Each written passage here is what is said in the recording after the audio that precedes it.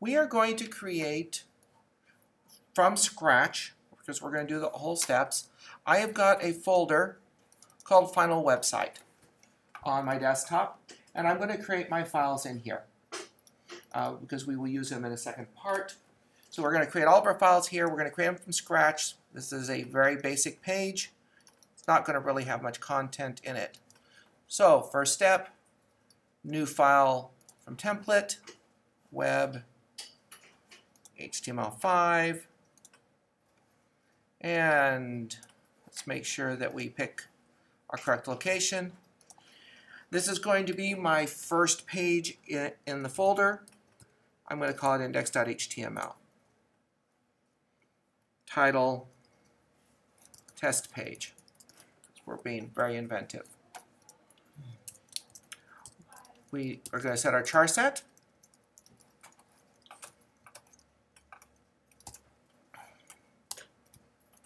And then we need to put in here our link. Now, I will be honest, I quite often do forget the correct syntax for my link page, my link. And I am a firm believer in having other pages that I can look at as a reference. Just simply because sometimes I don't remember the syntax. Have a page that you can go to. You can go online and look at online pages. It's not wrong if you can't remember everything. So I will quite often work from a template. I will have a base page that I work from that's got some of my basic content in it. In this case, I don't know why, but I always have problems remembering the exact syntax for the link statement. It's the one that I always struggle with. So I'll just pick it up from another page, and that's fine. There's nothing wrong with that, and put it in. So now I've got my link for my style sheet. Now you will notice that sometimes I use a closing slash on some of these links and sometimes I don't. With HTML5, this closing slash on the end is now optional. In XHTML, which was the previous version, it was required and was called a self-closing link. In HTML5, they renamed them and they called them void tags. So, but they still support the XHTML syntax. So the closing slash here, like on the link or on the break tag, is optional. So you'll see mix and match, and it doesn't really matter. If you want to keep it so it's closer to XHTML compliance, you leave it in there, but it is the older standard. Okay, there's our index. Let's go ahead quickly create our CSS. And we called it style.css. And we're in. Okay. At this point, it's not going to do much. So let's just quickly create a very basic structure for our web page. So I love to have my div ID equals, boy, I cannot type today, wrapper. And when I put this tag in here, since I'm starting with it, you'll notice that I automatically just simply put some extra space in it. This makes it very easy for me to know that I'm going to be putting my content between this. I'm going to fill it in. So I'm building the basic structure. Within wrapper, I'm going to have a header. I'm going to have a main for my main page content. I could use div main ID content, doesn't matter. And I'm going to have a footer. Now I know that I'm going to have these elements, so I just put them in up front. I'm going to use them later. I'm going to define what they are later. But now I've got my basic in here. I know that I'm going to use these. Don't have to worry about it too much. So now we're going to start at the top. And I'm going to make this fairly simple, and I'm just going to say my test website. H1 on it. There's, and then I'm going to go ahead, because the focus of this is going to be the horizontal menu, and I'm going to create where my nav is going to be. I'm going to use an unordered list for my navigation. And again, if you watch, I know I'm entering it, I'm going to put stuff in it, I make the space for it, and as you look at it, it should be fairly easy to read and identify where I'm going and where I'm working in the page. Unordered list, li, href equals next.html, close it, home.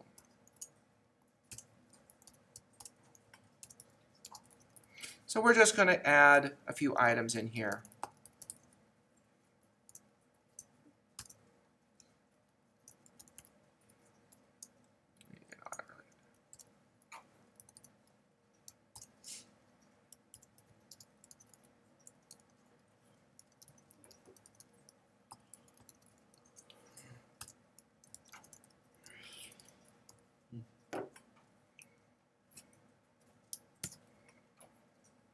Okay, very basic, nothing fancy. Let's open,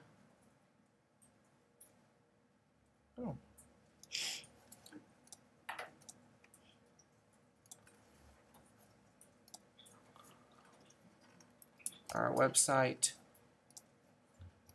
in Firefox so we can look at it. Very basic, nothing real here. But let's go ahead and let's start formatting it. We're going to go ahead and we're going to work in the CSS. First thing, I'm going to go ahead and I'm going to get rid of my default padding and margins.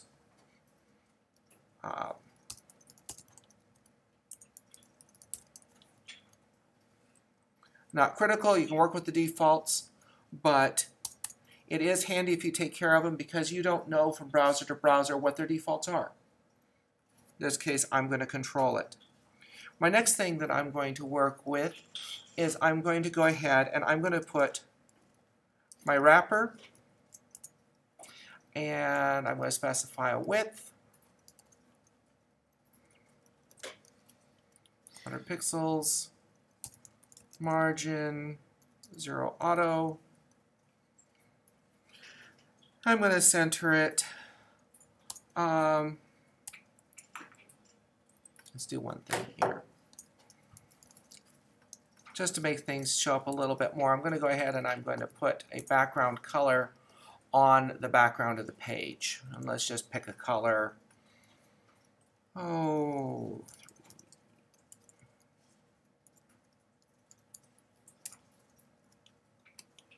we're going to go for a gray.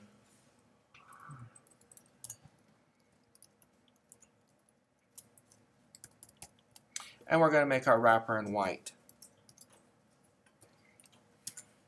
Switch to Firefox, and let's make sure that that's what's happening. And I don't see my background.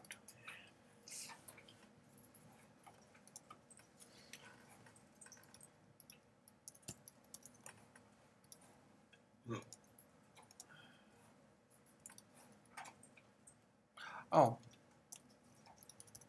body. Helps if you use the right tag. There we go. Now my browser window is huge. Let's fix my browser window.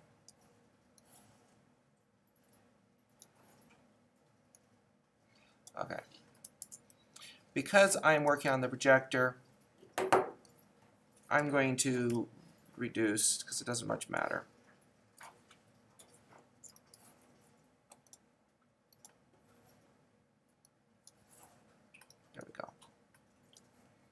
Okay, now we can see that my page is centered. The projector reduces my monitor to about 860 wide, or so. It might be 900 wide. So I switched it to 800 just so we can see the fact that we are actually centering this.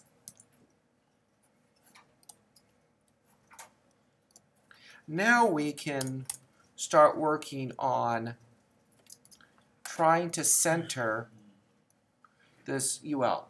We're going to build this menu so that it works like a buttons. So it's going to look sort of like buttons, and it will be centered in the header. Of course, you can change it fairly quickly if you want to do something else. Things to note: I have everything within a nav, which means that the settings I'm going to apply, I'm going to make sure that I only apply them to the navigation.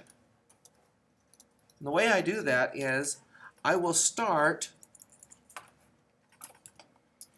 I'm making sure I'm in the right spot, all of my parameters with nav. Now, the first thing I'm going to do is I'm going to adjust the LIs. LIs, remember, are block level elements, which means they automatically stack. So what we're going to do is we're actually going to change the display of it. And I'm going to turn it to inline block. So it's now going to still be a block level element, but it's going to work like an inline element. It's kind of a hybrid. Let's quickly toggle. And immediately you can see by that one little change, I now have my links horizontal. If that's all I wanted, I could almost stop here, but it isn't. I said I wanted to make this thing so it was centered. So let's go ahead and let's center it. So 2 lines of CSS, and I now have my UL centered and inline. We do need to take care of our style. So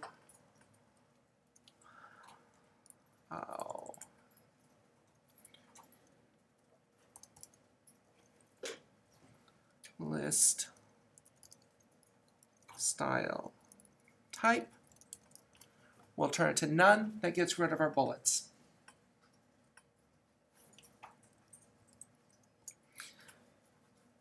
And let's go ahead and let's start working with setting some of our button effects. Now I'm going to set the button effects on the A tag. And the reason I'm going to do it on the A tag is because we got fun things like hovers that we can use. Also, if we're going to make a button, it's kind of nice if you can click anywhere on the button and have it work, and not just have to click on the text. So let's start changing up our A tag. Again, I'm going to start with the nav A, because I only want to affect the A tags that are in the navigation. If I just did an A, this would apply to all A tags on the page. So let's go ahead and we're going to change their display to block. By turning it to block, it allows me to do things like set height and width on it. Gives me a little bit more control on it. I'm going to set some padding, and I'm going to go ahead and I'm going to do a 0.5 EM standard display unit, so I guarantee I have an even pattern all the way around my text. I could do it actually this way, and if I do it this way, where I do 0.5 EM top and bottom, and then 0 here, I won't put any spacing, which means that if my text starts to hit my actual width, it'll crowd my edges. I don't know about you, but I kind of like to not have my text crowd the edges, so we will go ahead and leave it off. Let's go ahead and set a width. Now this is where it gets a little bit more interesting. is figuring out what our width should be. We can do it experimentally and just see how it looks. And there's nothing wrong with that. I'm going to go ahead and I will put 3EM and we will just see how it looks. I'm going to set a background color and we'll make these black buttons, which means I don't put the tab in there. And we need to set our text. So let's go ahead and make it white text on black. Let's see what we got. We've got black buttons, but they're not very pretty. We need to improve that. We can improve it. Our width, we did 3 EMs. It was kind of crowded. That's looking a little bit better.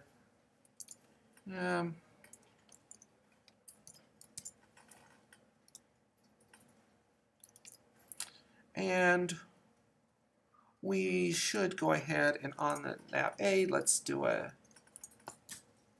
text line center because we want our text to be centered in there.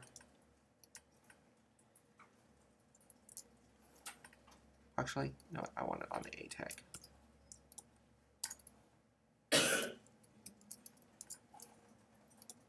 Yeah, didn't make much difference. Okay.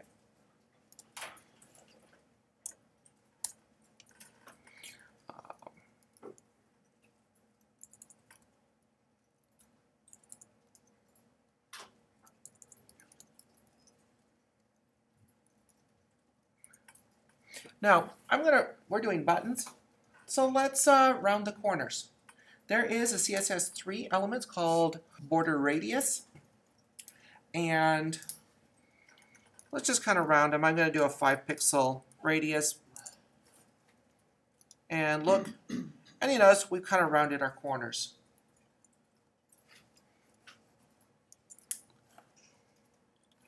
We want this to do more of a button, so let's take off our text decoration. I want to get rid of the underline because we're going to use another effect for it.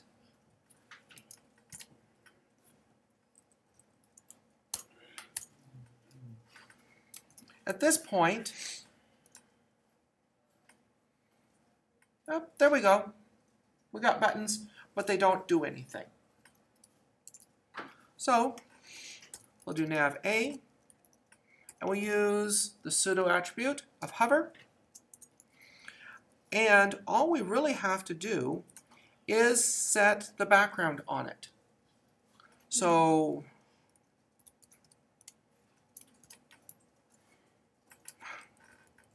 I started to use a hex code. Set color. And we now have buttons that when you roll your mouse over them, they change colors. This is a flat look. We could go one step further and set a border on it and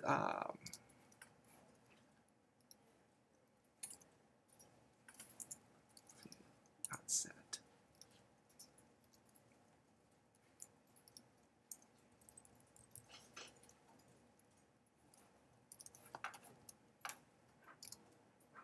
That's it.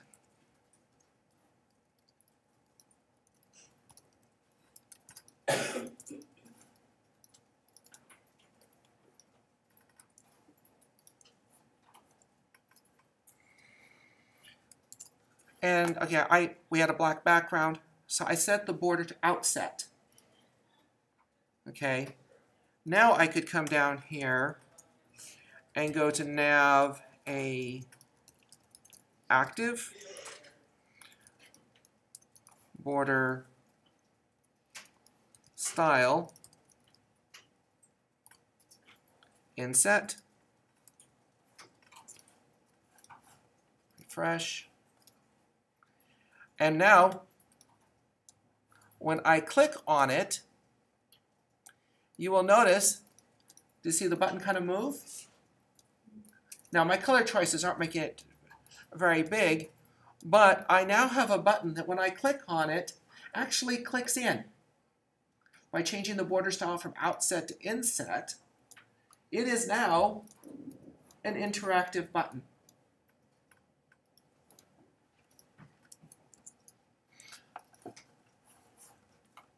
At this point, we could stop here, but quite often we want to put a little bit of spacing between our menu elements. We do have a horizontal menu as buttons, which is fully functional, centered. If we wanted to change the alignment on it, we just need to go up to the nav UL, and we could change our alignment left, right. We could contain our UL to position it, but we just have to do it as a block. It's fairly easy to manipulate at this point. Well, let's go ahead and space them out a little bit. So what I'm going to do is I'm going to use the margin on the LI to do it. And I'm going to set it to the left, and I'm going to put just 4, I'm going to use 2 EMs.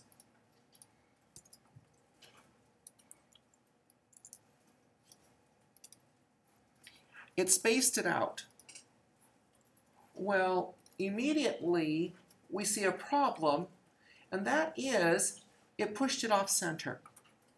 Because not only did I create extra space here, I also created it on the very first one. And this is where we're going to use nth child. Anyone remember nth child? Well, easy way if you don't remember is you can always Google it. It's useful, and I'm a firm believer in if you do not remember it, Google it and look it up, okay? So we can come in here and we see, oh, it's a pseudo selector, nth child, and we can enter a value. Why are we going to use nth child? I want to change the left margin on the first entry only. I changed it on everything, but this time I want to affect only the first one. Now the reason I used a left margin is because I know where the first one is. If I'd done a right margin, I'd have to hard code the position of the last entry. And I don't want to do that. It's easier to do the first entry. That way, if I ever have to add another menu entry, I just add it in the HTML, and it will automatically flow in, and I don't have to go in and alter my CSS. So, we have looked it up so we know what the syntax is. Let's switch back. And we're going to do another one here, nav, li, and nth child, 1. I only want to affect the first one. And I'm going to set my margin left to 0.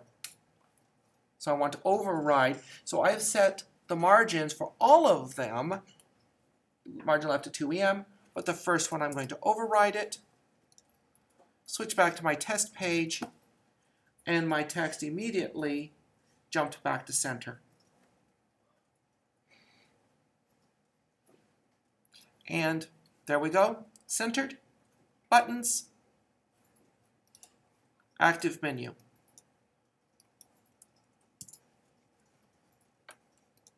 At this point, we could go ahead and put our footer and everything in it, but that's not the purpose of this particular exercise.